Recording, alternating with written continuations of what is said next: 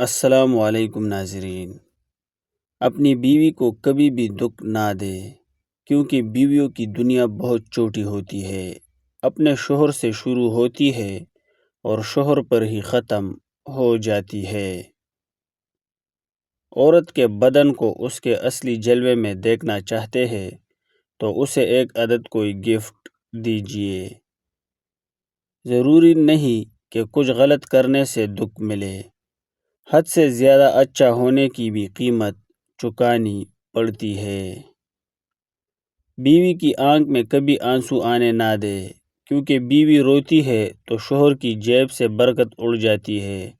ایک ایک آنسو مہنگا پڑتا ہے اور پھر شوہر بھی رونے والا ہو جاتا ہے۔ جب عورتیں مرد کی تمام خواہشات شادی سے پہلے پوری کر دے گی تو مرد کو نکاح کی کیا ضرورت؟ اور جب مرد عورت کے دامن کو داغدار کر دیں گے تو ان کے حصے میں پاک دامن عورت کیسے آئے گی؟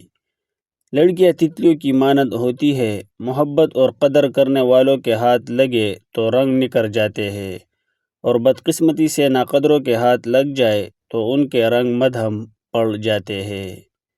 کبھی بھی اپنی بیٹی کی شادی جاہلوں اور بدتمیزوں میں مت کرے۔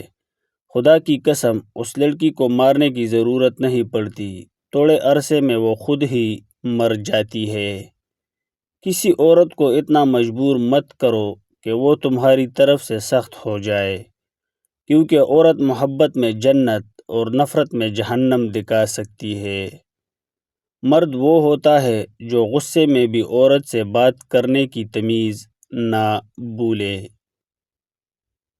عورت پیار کو محسوس کرنا چاہتی ہے اور مرد کو ضرورت ہوتی ہے بس محسوس کرنے کی۔